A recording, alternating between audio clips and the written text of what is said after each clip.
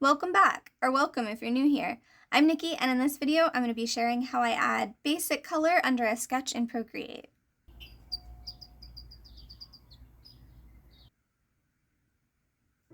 I'm still new to Procreate, so this isn't how to paint in it, it's just how to add basic colors and shadows. It's helpful for making color studies, like to test color combos out in preparation for painting. So I have my sketch here.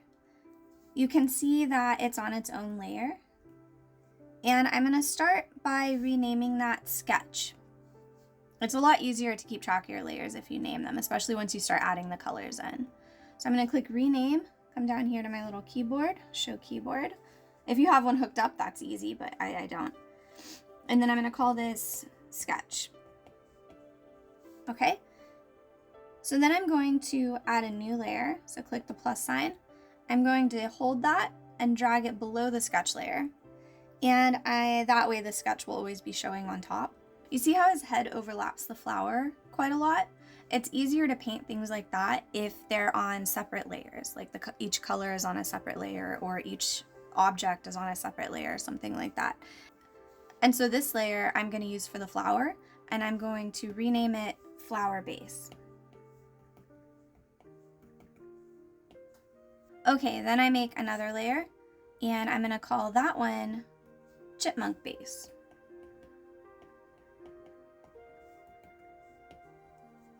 So I think I want my flower to be kind of an aqua color, so I'll start with the flower.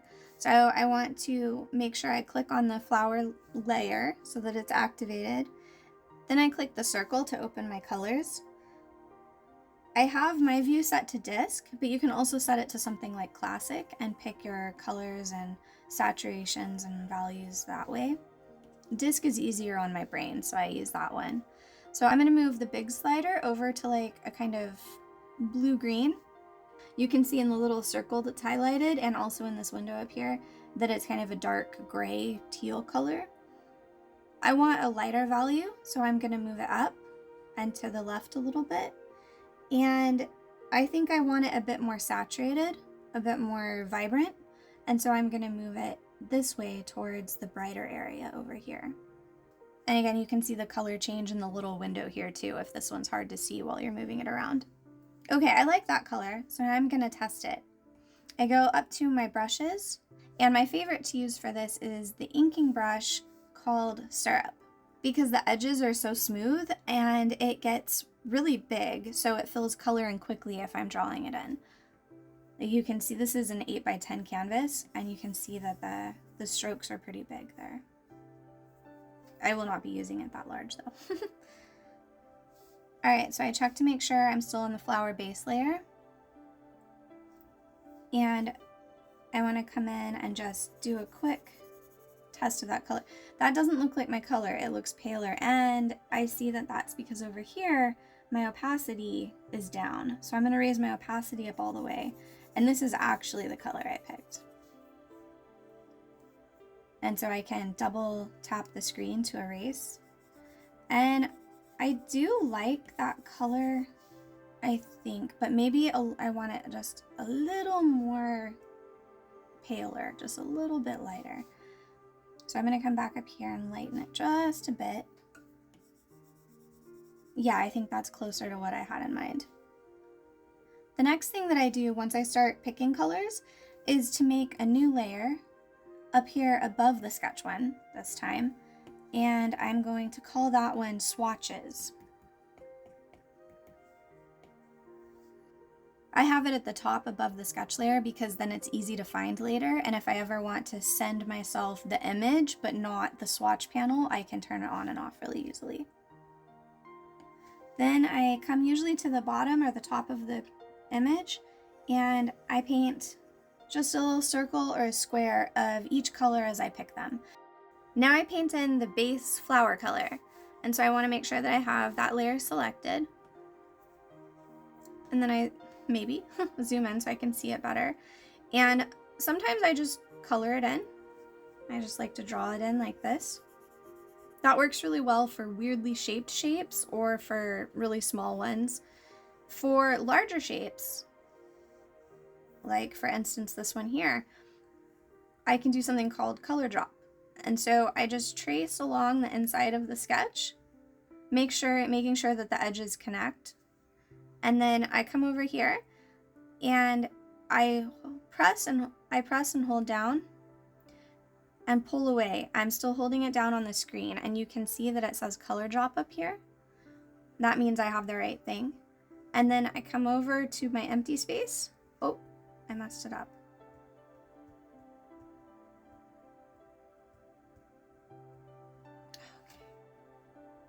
Okay, let's try that again.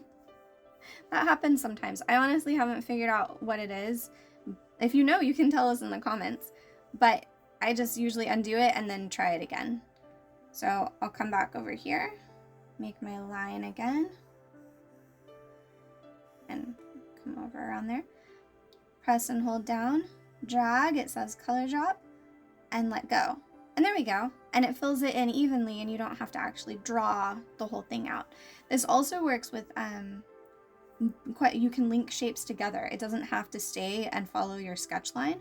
So like for instance, I can come over here to the flower petals, and I can kind of just very messily trace them all.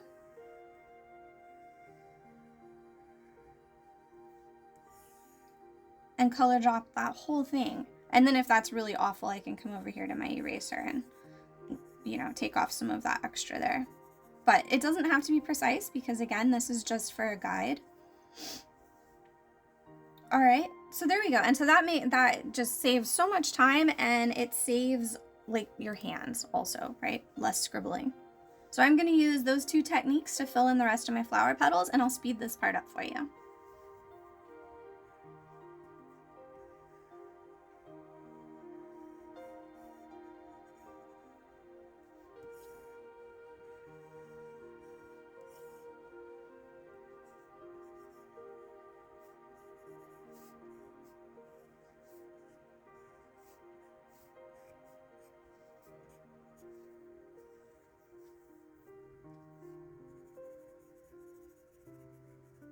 Okay, now I want to pick the other flower colors. I think that I want a marigold for the center and a kind of olivey green for the stem and the leaves. For this illustration, I'm going to keep them on the same flower base layer, but if I'm really unsure of what colors I want, I'll make a new layer for each part, like the inner part of the flower and then the stem and leaves would each be a separate layer. So I'm going to come up here, go back to my disc one. I'm going to come around here to find like kind of a warm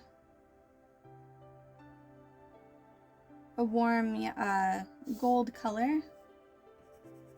That's a little too brown, I think, for this.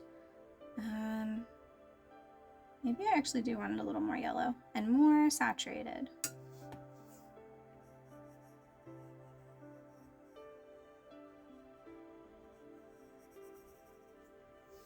Okay, and then, oh, remember to put that in the swatch one.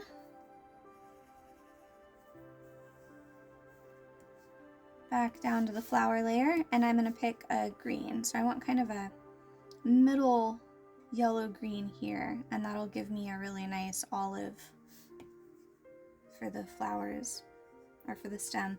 That's a little too dark though.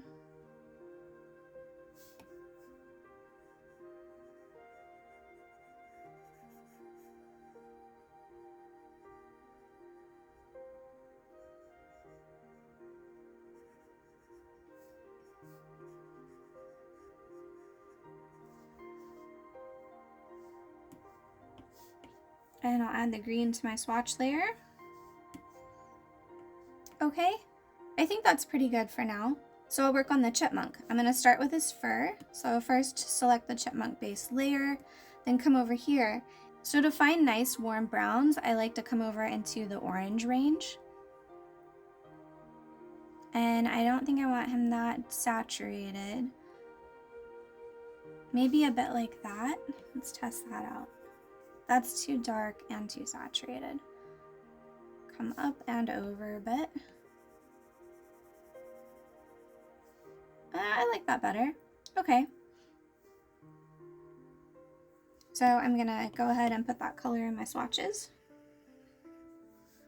And then come back to my chipmunk layer. Oops, and if you accidentally do that kind of thing. The double tap again to erase it or to undo it. So for a shape like this, I've got all these little scratchy edges and stuff. I'm not going to worry about that. I'm just going to make a smooth shape out of him. And I'm actually going to just follow the whole chipmunk just as a single shape.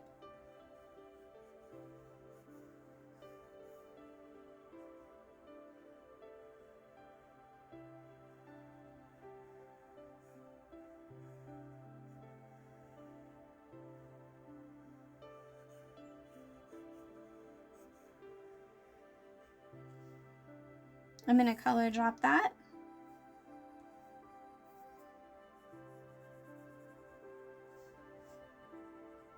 Fill in the little bits that I missed.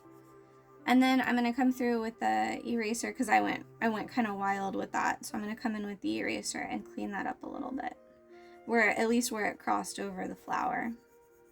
You don't have to do that if your brain doesn't need it to be cleaner, but mine does.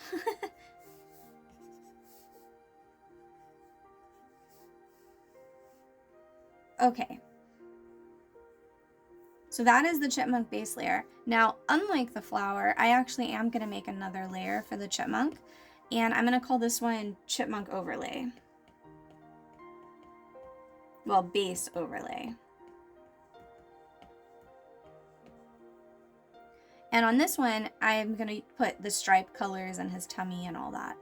So now for the cream of his tummy color, the kind of super light tan, I'm going to stay with this color and just pull it way up here into the lighter colors. That is actually really close. Okay, and I add the tan to my swatches. And then I'm going to go back to the overlay layer. And I'm going to color in all the little bits that would be light.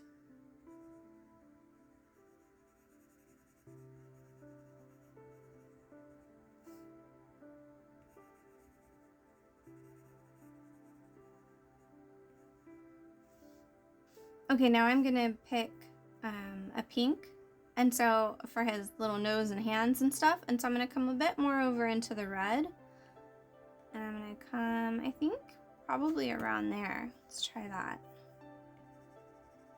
I want it to stand out against the flower. Oh, I think that works pretty well.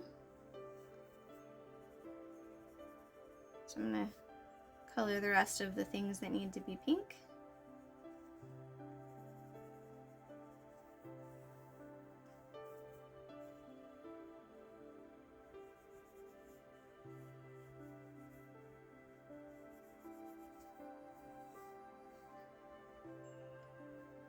Okay, and oh, I add the pink to the swatches. Don't want to forget that.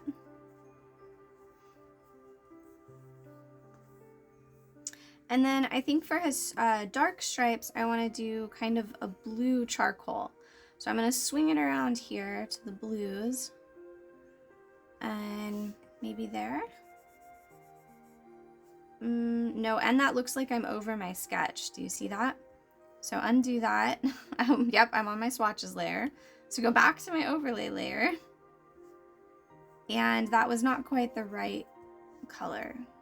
So I'm going to come back here and I'm going to go a little darker and a little less blue. There we go. I like that better. Well, maybe not. Maybe it grabs the attention too much. Okay, so a little lighter. There we go. So now I'm going to draw a shape in for this to fill it in easily with the color drop.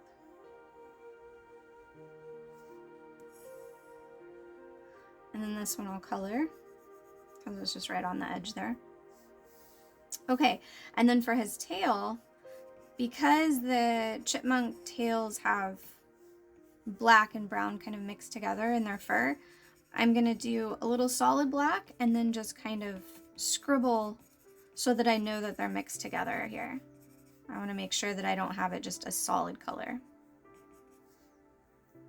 Okay, oh, making fingerprints. Okay, here's why I like making the swatches. I mean, other than you can kind of see how harmonious the colors are together, that's really nice too. But also, I can come in here because I missed this stripe should actually be the cream color. And so I can come in here and it's easy to grab colors from the swatches. So instead of having to come back up here and find it in the little history palette or, you know, pick it all over again, I can come over here and I can just press and hold and it will pick my color. And you can see it changed it up here. Now if I do that and I move this around, it'll pick whatever color that little cross is over. And so it's really handy. So I'm gonna pick that color, make sure I'm on my right layer again, okay? And then I'm gonna go ahead and fill this in. Okay, that's better. Now I need the charcoal again because I forgot his little face stripe is dark. But see how I forgot to add the charcoal swatch down here? So I can do the color picking again, but it actually works from the illustration itself as well. It doesn't have to be from the little swatch panel. And so I select that charcoal again. And I'm gonna zoom in a bit.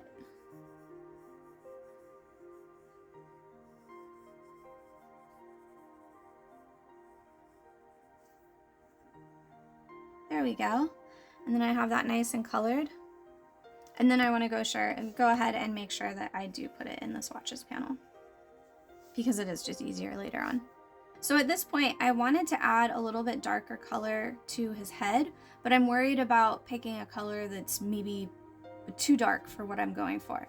So what I'm going to actually do is lower my opacity a little, make my brush bigger, and come up here. Wait, am I on the right layer? No. Go to the right layer. Come up here and do this. And so it takes the same charcoal that I had, but because the opacity is lower, it mellows it out a little. It makes a whole new color that then, let me show you here in a second. Okay, so then so that's something about lowering the opacity is that you can see through it, right? And so if you don't want that, you could just make one little spot of color pick that, and it color pick that, and it will actually give you that color. So I can undo that, and then I can go add that new color, at full opacity though, to my swatches. And now I can use it at full opacity so it won't overlap itself like that, but I have this new color, and if I'm curious I can go see where it is on the color wheel. So now I can come through and use this new color that I got without having to worry about it overlapping, except I'm on the wrong layer again.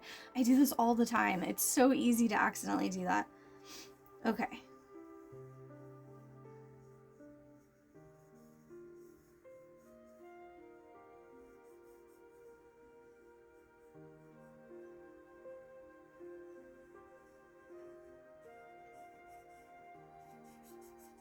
All right, and so now I'm gonna color drop that. Okay, and then I'll just add a little bit more, you know, into the tail, start to blend it with the other things, and then erase a little of this out as well if I want to really show that I'm trying to blend it together there. And same with them here, more like that. And so you can kind of do other things to show yourself what you need to do later on when you paint. Now, part of the reason of making a color study is to test out colors, right? And so if I say, you know, I don't really like this yellow, let's try something different. And so I'm gonna go to my flower base and I'll just make a new layer. And I'm gonna come up here, I'm gonna select the color that I had, and I'm gonna say, yeah, I think I wanna drag it more towards actual yellow, a little paler. So let's try that.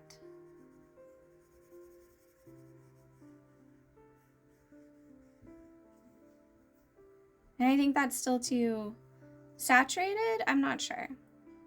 I think it's too saturated. So I'm gonna come paler.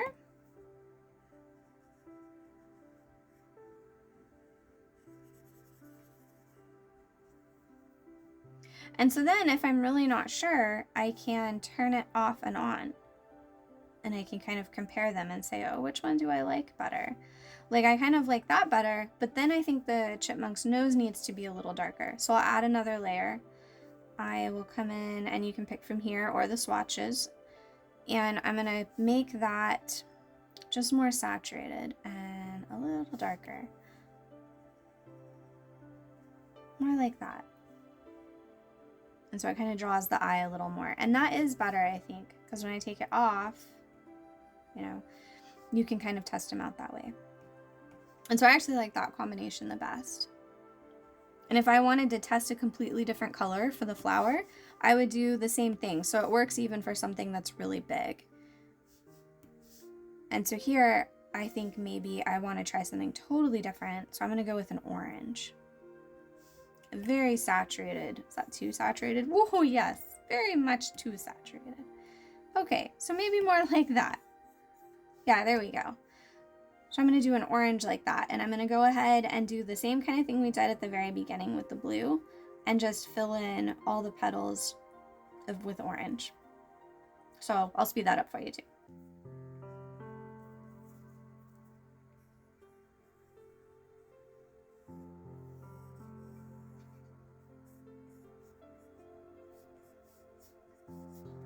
Now I want to test it with turning the blue layer off. Since I went outside the lines so much, the blue is showing, and I don't want that to show at all to try to help me decide. And so I'm going to go ahead and copy the green over on this new layer.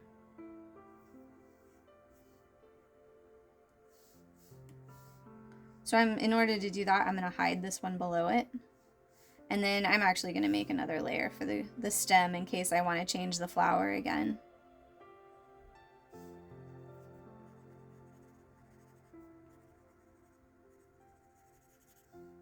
And so that way, I have the yellow of the center separately, so I can switch that out if I want.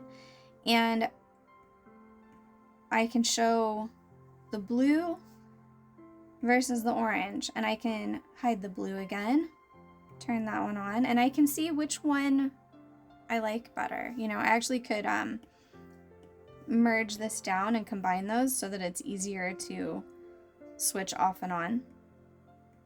Okay, I think I actually want to keep the blue one, so I'm going to do that. Now the next thing that I like to do is to add shadows, and so I'm going to take that color and I'm going to darken it. Oh, and sometimes I will add the shadow colors to my swatches, sometimes I won't. But if I do, I try to keep them a little separate from the main ones, like from the base colors. So I'm going to come in here, not on the swatches layer, every time. I'm actually going to come up to the flower one and make a new layer on top of that. And that I will name Flower Shadows.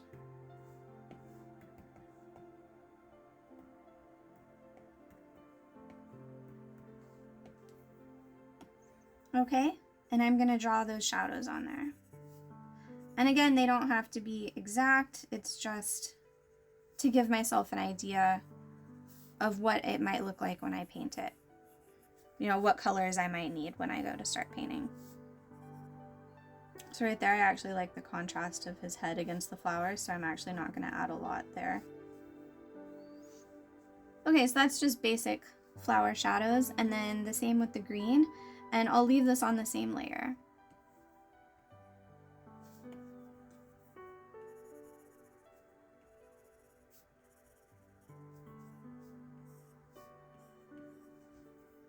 Something kind of like that. And then for the yellow, I'm just going to want to vary that a little. So I'm going to come in here and I'm going to add, oh, not on that layer. That one has to be above there.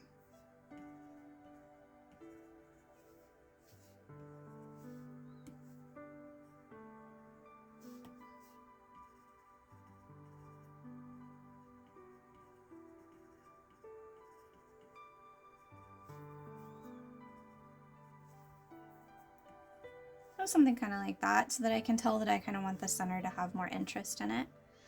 Okay, and then lastly for the chipmunk, I'm going to make another layer here, and if you want to be good, you can name it Chipmunk Not whatever that is. Nope. Stupid autocorrect. Chipmunk. Shadow. What? That's so irritating. There we go. Happy iPad. Okay.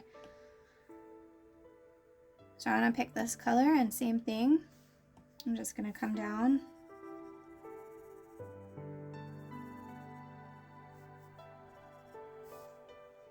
Okay, and then same thing here.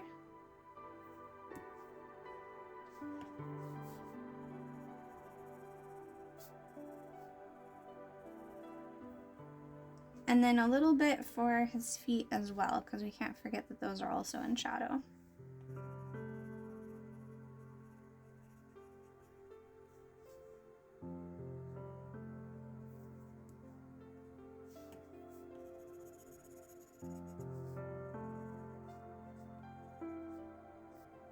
Oh, black is...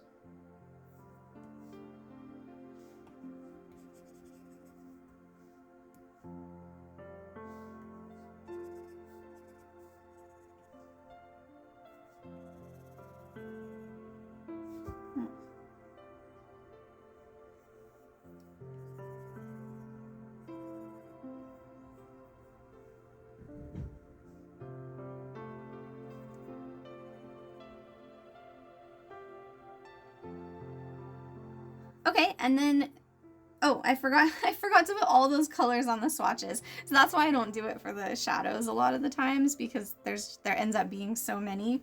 But if you want to, you can go through and add those. So then what I like to do is first I want to take the sky here and actually merge that down, because I do want to keep that color. Now I want to go below the sketch but above the chipmunk. I want to make another layer.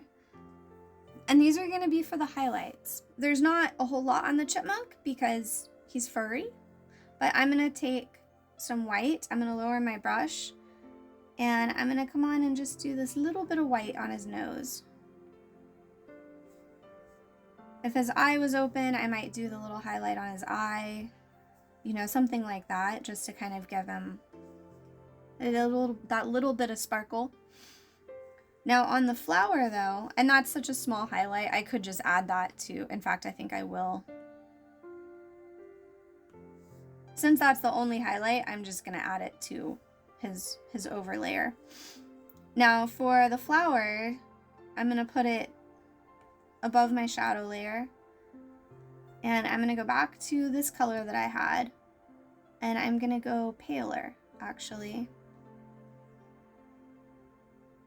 And a little bit more blue, and I want to try that. Oh, put my size back up there.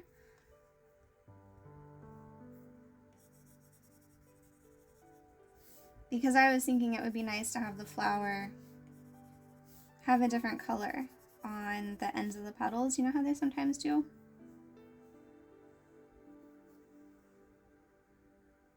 There we go. And so that kind of gives me an idea of how I want my watercolor to be. Sometimes what's nice to do is to check your values before you're done with your color study. And so in order to do that, I think the safest way that I know of is to slide your layers left. Do not delete it. They're right next to each other. Be careful. Hit duplicate. And you want to do that for each of your layers that you've colored.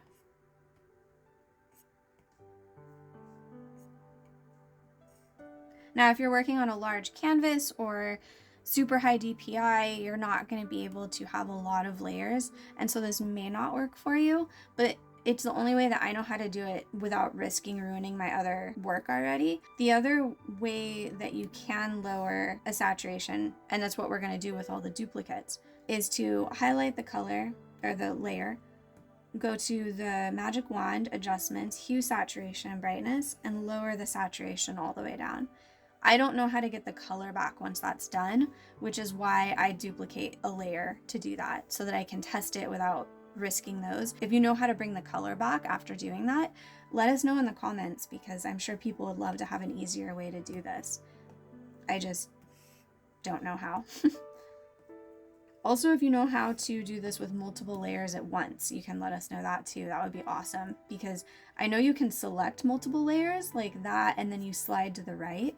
But when I try to go to that, it says, oh, you have a lot selected. And I say, yeah, I know. Would you like to open them? Yeah, but then it won't do the thing. So yeah, if you know how to do that, please share with us. Okay, so then I'm going to keep going here and I'll speed this up for you. So what I can see from having it in grayscale like this is that I would like more contrast around the center of the flower. And so I think I want to put a little bit darker shadows in just the base of the flower petals. So if you're short on layer space, one of the things that I think might work is to duplicate just a couple at a time, and then we could lower them all, merge the ones together that you don't need to work on. So like I have these two that are desaturated, I can merge them into one, and then I can pull that down, merge that with the other desaturated chipmunk, because I know that he's fine. Oh, what did I do? Wait. Oh, he's just over. You still have to keep it on top of the colors. There we go. But yeah, like this one too, can merge that down with the layer below it, and then I'll just have to pull it up above the colors. There we go. And doing that can kind of condense your layers a little bit. But since the flower is one that I'm working on, I'm not going to merge those down yet. Okay, so I want to go above the shadows. I'm going to make another layer, and I'm going to hide my desaturated versions of the flowers. And this is the other reason I like to make duplicates instead of just desaturating the original, because then I can come through and do that and work with them again really easily. And then if I want to test it, I just duplicate the new one. So I'll show you what I'm talking about here.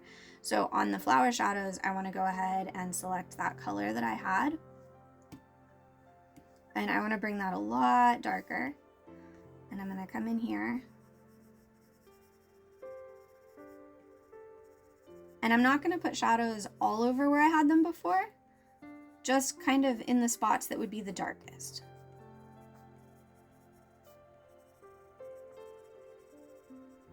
And then if I come back over here and I duplicate this one, the new layer, and I make that into grayscale as well, then I can show the grayscale versions again, and I can see that there's a lot more contrast in that flower now, and I like that a lot better. And so what I'm gonna do is just hide all those grayscale layers. And if I wanted, I could combine them again. But that way, if I ever want to test the grayscale of any of it, it's easy to do. And I don't risk ruining my picture. So that is the colors. So we're almost done now. I know this has been like a ridiculously long video. I hope it's been helpful. But the last thing that I like to do, because I don't always use an outline in my artwork. I don't know how you work, but if you sometimes use an outline, sometimes don't, or you never do, you're gonna wanna check the colors without your sketch. It'll look ugly, but it's okay. So what you would wanna do is that. And then it helps if you shrink it down. But then you can kind of see how the colors look next to each other without your sketch lines to define them. Because sometimes it really changes it and you're like, oh, that actually does not work together at all. For example, when I took away my sketch lines, I don't like how much his little nose blends into the center of the flower. And so I think I want to change that color. So I'm going to leave the lines off and I'm going to go to my little guy's nose. Oh, it's this one. I'm going to make a new layer just in case I don't like it. And I'm going to select that color that I have already. But I'm going to saturate it more and bring it up more. And then it makes your eye go right to it. Of course, it might be too red. I'm not sure. He looks like Rudolph. Okay, so maybe that didn't work. There we go. That looks like it's probably better. And he looks less like Rudolph. But yeah, I actually think I will not use that. But that's the kind of thing that you can check when you take the sketch lines off. I'm going to leave them on for this now. It's fun to experiment with the different pencils. Like, I like to use the sketching one quite a lot because it feels more like a pencil. That's what I used for the line work. And so you can use it to fill in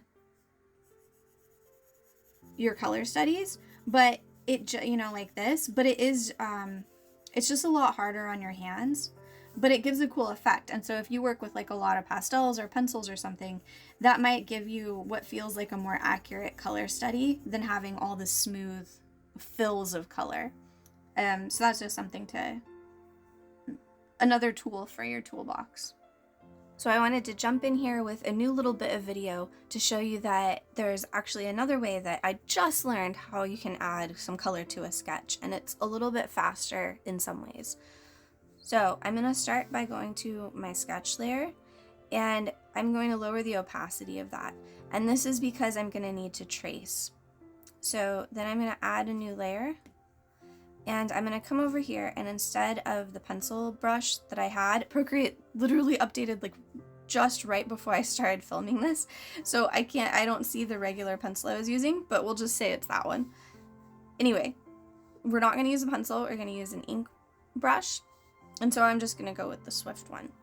Now, what I want to do is trace just super basically the outline of my image, but I want to make sure that all of the places where the lines meet actually meet. That I don't have like this happening where there's a gap right there. Okay? This is important, and I'll show you why later. Okay, so I'm going to zoom in a little bit here so it's easier to trace. And I'm just going to follow the lines that I had. Sorry, I'm used to turning my paper. Just going to follow the lines that I have, making sure that the line doesn't break at any point. And it doesn't have to be exact, right? This is just for a super basic color study. Okay, so here's a part that I want to show you. So this part of my sketch is an open area, but these are going to be two different colors, the outside of the ear and the inside. So for this, to add the color with this method, I actually need to make sure that I close that circle. And then the same thing's going to happen with the nose. Really, I just have the little nostril here, but I need to make sure that whoa, not that thickly, but I need to make sure that I close that in. So basically anything that is going to be a different color, you want to make sure it's closed in. Okay, so now that part's finished. And as you can see, I ignored all the detail lines, and we just need the basic outline for this. So then what I'm going to do is I'm going to come down here, make another layer. It's above the old sketch one. You can name them if you want. I'm not going to worry about it right now though. And I'm going to make sure my swatches show so I can use those colors. And then what I'm going to do is I'm going to take the new layer that I made. I'm going to click on its little thumbnail, and I'm going to click Reference. It should say it right here underneath the layer name. Then I want to go back to the layer that I just made. I'm going to select a color, and I want to use the color drop option like we did before. I'm going to bring it to here, and it makes the whole thing. So it's similar to what we were doing earlier, but instead of having to draw each color in with its shape, we can, and then fill it, we can now use the sketch itself to tell us the boundaries of the colors. And so then you can color drop like that, and the sketch itself is controlling where those colors go. So if we turned off the sketch, you can see that. And if I zoom in, you can see that the lines of the sketch are in white, right? It's left in negative. And so if that's something that's going to bother you, then maybe use a much smaller brush so that that line's thinner. But this is just for a color study, so it's not a huge deal, I think, if that is there. And I think the reason that it doesn't work with the other sketch, I'll show you what I mean here. So I'm going to take this one off of reference, just uncheck it. I'm going to go to my original sketch, make it a full opacity, and click reference on that one. Now if I make a layer underneath and I try to do that, it makes the whole picture. And I think that the reason it does that is because with a sketch brush, there's all these little tiny gaps in the line. It's not a perfectly smooth line. So like if I test it here, oh, sorry, it's the wrong layer. So like if I go to the sketch reference layer and I draw a heart, and you can see it's connected, right? All the ends are connected with each other. But when I go to fill it in,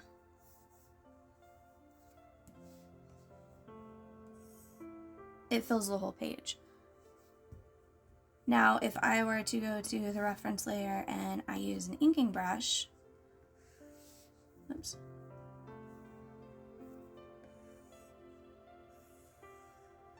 Also making sure my edges are connected.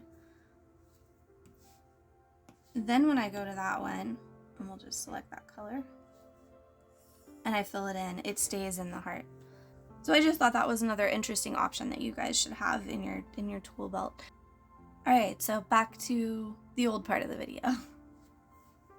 Yeah, if you have any questions, let me know in the comments and I'll do the best I can to answer them. Subscribe if you'd like to catch more videos like this, and if you'd like monthly behind the scenes art studio tales, I put the link to my newsletter in the description for you. Until next time.